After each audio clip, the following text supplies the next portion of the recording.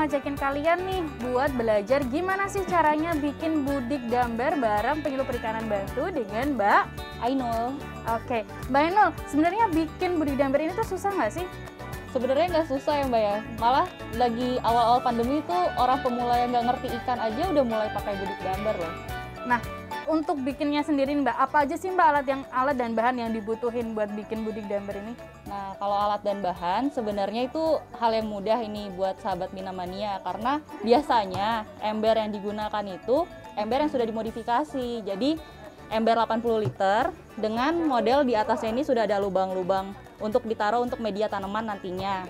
Lalu di bagian bawahnya juga ada untuk bagian pengurangan airnya nanti gitu. Oke, selain itu apa ada lagi nggak sih Mbak? Kita karena nanti budik damber ini lebih terkenalnya dengan ada tanamannya juga, biasanya kita pakai sayuran kangkung. Jadi nanti kita media tanamnya pakai aqua gelas sih, biasanya kita menggunakan barang bekas. Jadi nanti bagian bawahnya ini disolder, dilubangin supaya nanti tetap ada masuknya air ke sayuran kangkungnya. Dan sayuran kangkung sendiri seringkali itu karena kita ukurannya masih benih ya, jadi dia itu nggak bisa kita taruh di tempat matahari langsung ya Mbak ya. Nah, sedangkan sayuran butuh matahari kan. Nah, jadi biasanya sayuran itu sudah kita semai dulu nih sahabat-sahabat. Ukurannya biasanya udah yang siap buat ditanam. Nanti dia di tempat yang terpisah. Di dalam sini baru kita tebar ukuran 78 biasanya. 78 cm. Iya. Oke. Nah Mbak Ainul, kalau di Jakarta sendiri kan ini kan pH airnya kan beda ya Mbak Kondisi ya? airnya Kondisi ya. airnya beda gitu. Nah, ada nggak sih Mbak tips untuk tebar benihnya itu ada tipsnya nggak sih Mbak untuk merawat ikannya juga? Oke. Jadi kalau misalnya kita mau mulai melakukan budik damber di rumah untuk Minamania, itu ember ini hal pertama yang harus kita lakukan adalah dibersihkan, benar-benar disikat. Kalau perlu ya disabunin, karena kan bahan kimia, kita takut nantinya ini wadah akan berpengaruh sama benih ikan yang akan dipindahkan. Karena kalau yang namanya ikan kan makhluk hidup ya Mbak ya. Ya, betul. Jadi apalagi masih benih, berarti anggap aja anak bayi, ntar ya rewel lah. Kita takut kan kondisi seperti itu, jadi kita harus upayakan supaya air wadah tempat dia melakukan kegiatan budidaya ini nih jadi rumah yang nyaman lah bagi benih itu supaya kegiatan budidaya berhasil gitu.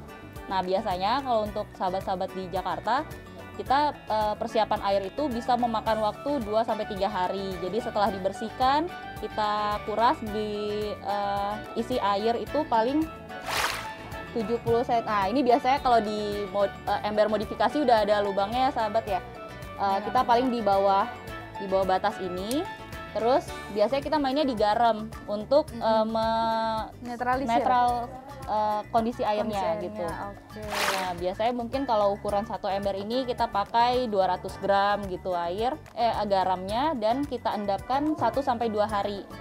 Itu tujuannya biar partikel-partikel molekul airnya itu makin aktif, biar makin seger buat ikan. Berarti ikan dimasukkan. Berarti selama 1-3 hari itu diendapin air garam dulu, baru benihnya baru bisa dimasukkan ke dalam embernya gitu ya.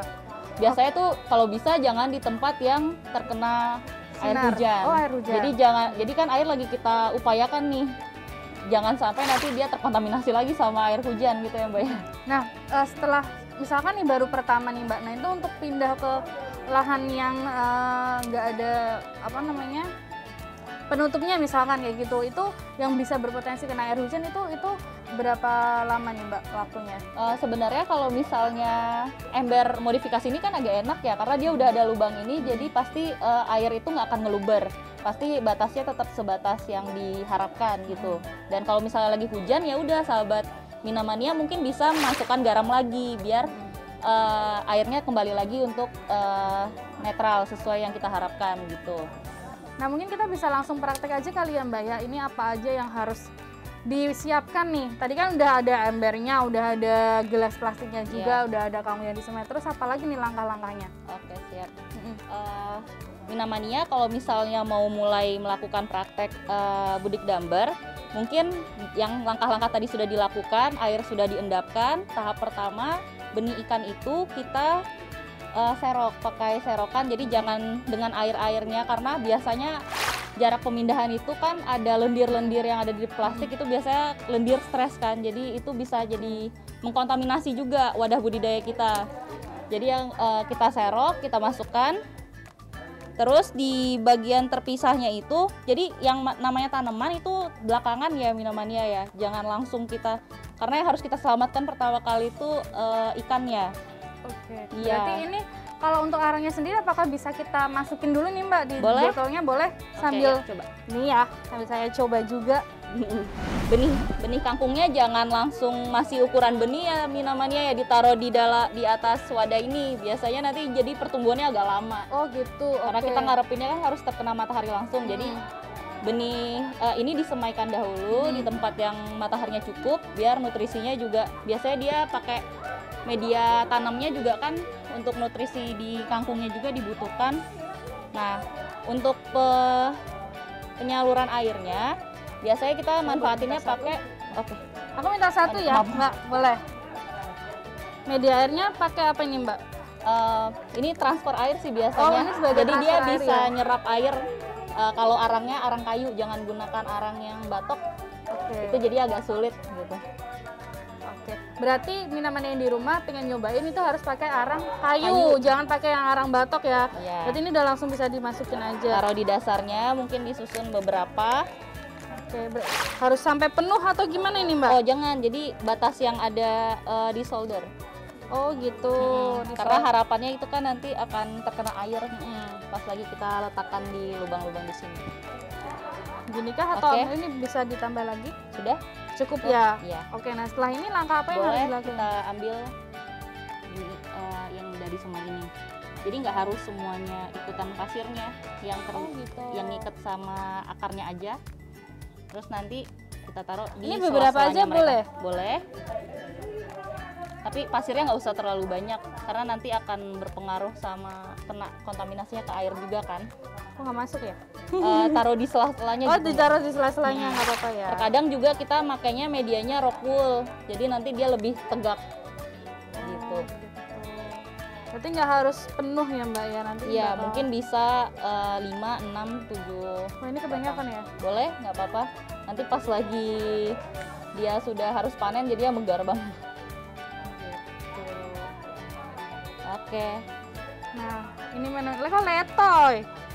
nggak masalah kok. Nanti waktu dia udah, dia akan mengikat ke arang ini nantinya. Oh gitu. Berarti ini kayak gini nggak apa-apa ya Mbak Nggak ya? masalah. Oke. Ini ada salah satu contohnya yang kita udah tumbuh nih. Mm-mm. Nih, Oke, jadi berarti tegak ini- dianya. Ini bisa. Oh, oke. Terus ini berarti memang Langsung langsung ditaruh dimasukin di ke sini. sini Iya. gitu.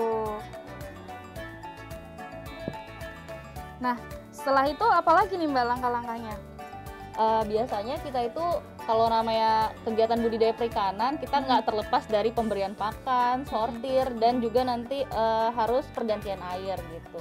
Oke, berarti kan ini kan pakan ikan yang dikasih ke ikan, terus ini sebagai pupuknya Bisa. si kangkung juga Iya, berarti ya? Jadi arang sendiri juga sebenarnya bisa memperbagus kualitas air juga gitu. Dan kalau pakannya, kalau Minamania pengen budidaya itu biasanya pakannya ukuran yang kecil seperti ini ya, karena biasanya kita menyesuaikan ukuran benih ikan dengan bukaan mulutnya dengan ukuran pakan gitu. Jadi jangan nanti ukuran benih tapi pakan yang kita berikan itu udah yang 781 yang ukuran besar, jadi ntar sulit untuk memakannya gitu. Oke. Nah Mbak, ini kan tadi kan udah untuk lubangnya sendiri kan udah diisi sama kangkung. Nah untuk idealnya nih Mbak, lubangnya ini nih berapa jumlahnya, terus diameternya tuh berapa juga? Itu kan pasti kan ada ketentuannya kan? Iya. Karena kalau ini kan ukuran 80 liter ya Mbak ya. Jadi pasti udah general, semuanya juga ukurannya pasti sama. Biasanya lubang di atas ini kita 10, ada 10 lubang untuk sayuran. Jadi kita hanya main di pinggiran, di tengahnya dikosongkan. Jadi jangan jangan di tengah ini juga kita taruh tanaman, takutnya nanti intensitas cahaya yang masuk jadinya terhalang gitu kan, dan kita juga agak kesulitan untuk pemberian pakan nantinya. Jadi biasanya di 10 di sisi luarnya aja. Kalaupun pengen di tengah, ya udah tengah aja, sisi luar ini kosong gitu, biar nanti tetap ada cahaya yang masuk. Sirkulasi Ya. Cahayanya juga Iya. sebagai buat ngasih ikannya juga, ngasih Iya. makan ikannya. Karena kalau ketutup kayak gini, oksigen dari luar juga kan jadi ngap ya di dalam. Gitu. Nah, setelah kita tebar ikan, biasanya tuh jangan langsung dikasih makan ya Minamania ya, karena nanti ikannya jadi mabok karena kan ukuran benih ya Mbak ya. Baru dipindahin ke wadah yang baru, pasti dia butuh penyesuaian gitu. Nah itu puasa berapa lama ikannya Mbak? Boleh 1 harian. Jadi misalnya triknya dari kita tuh pas lagi penebaran ikan jangan di saat saat matahari beneran terik gitu. Kemungkinan biasa seringkali kita ngajakin pembudidaya itu di waktu-waktu sore, misalnya jam-jam 4, jam 5 gitu kan, waktu matahari nggak terlalu terik, kita tebar ikan dan nanti dipuasakan, berarti besok sorenya lagi baru kita kasih makan. Iya, dengan ukuran bukaan mulut aja. Kalau misalnya ukuran benihnya masih kecil banget, ya udah Minamania boleh digerus misalnya, biar sesuai sama bukaan mulut ikannya gitu. Pemberian pakan pun pas lagi awal setelah dipuasain itu jangan banyak-banyak, mungkin bisa 1 genggam gini ditebar gitu. Jadi jangan buat dia terlalu, karena kan seringkali ada ilmu paman YouTube gitu yang belum diapain dibilang kalau pemberian pakan sampai ikannya kenyang. Jadi selama dia masih pengen kita kasih terus. Nah biasanya itu nanti ikan lele ini iya sih dimakan, tapi nanti di bagian bawah akan dia lepeh lagi. Yang ada nanti malah amoniak ya Mbak ya. Harapan kita kan amoniak kalau di Budik Damber ini jangan tinggi. Nah setelah kegiatan itu selama 1 minggu ke depan, nah itu mungkin teman Minamania bisa lihat ini udah waktunya untuk ganti air belum ya gitu. Kita lihat kalau misalnya biasanya sih jaganya jangan deket-deketan. Jadi kalau ngelihatnya aduh kok kayaknya butek, itu kemungkinan karena kita terlalu bandel ngasih pakan terlalu banyak. Harusnya 1 minggu atau 2 minggu ke depan baru deh kita mulai ganti air. Kemungkinan pergantian air pun cuma 1/3. Jadi jangan sampai habis karena nanti juga ikannya stres. Kita kan menghindari ikan stres itu ya Mbak ya. Dan air yang baru pun kalau bisa ya, kalau misalnya menggunakan selang pun kita harus halangin. Jadi jangan selang, karena kan kalau air dari selang itu tekanannya juga lumayan. Yang ada nanti pengganti upwelling pertukaran yang di bawah muter deh ke atas. Yang ada nanti amoniak jadi ke atas. Jadi paling nggak ya kita halangin sama tangan kita atau selangnya kita taruh ke ujung ember supaya air yang keluar itu jadi agak lebar gitu dibanding kalau dia lurus. Kayak gitu aja. Lalu untuk sortirannya sendiri? Nah kalau untuk sortir biasanya kita nunggu sekitar 1 bulan kemudian gitu.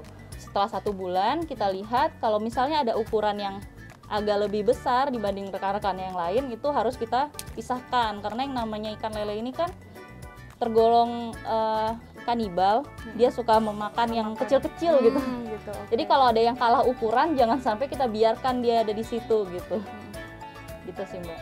Jadi kalau yang namanya budidaya, karena dia makhluk hidup ya, kita tetap harus melihat. Jadi jangan hanya memberi makan, padahal sebenarnya mungkin dia ada, apa dia sakit, apa dia kurang semangat, atau mungkin kadang yang seperti Pak Haji tadi sampaikan, udah mulai baris berbaris. Nah, terkadang ada action-action tersendiri yang dadakan harus kita lakukan pas lagi kegiatan budidaya gitu. Wah menarik banget ya Minamania. Tadi aku udah belajar banyak nih sama Mbak Ainul gimana caranya bikin Budik Damber. Nah aku tunggu nih Minamania di rumah buat bikin juga. Jangan lupa, ya jangan lupa buat tag di Instagramnya Konseling Perikanan.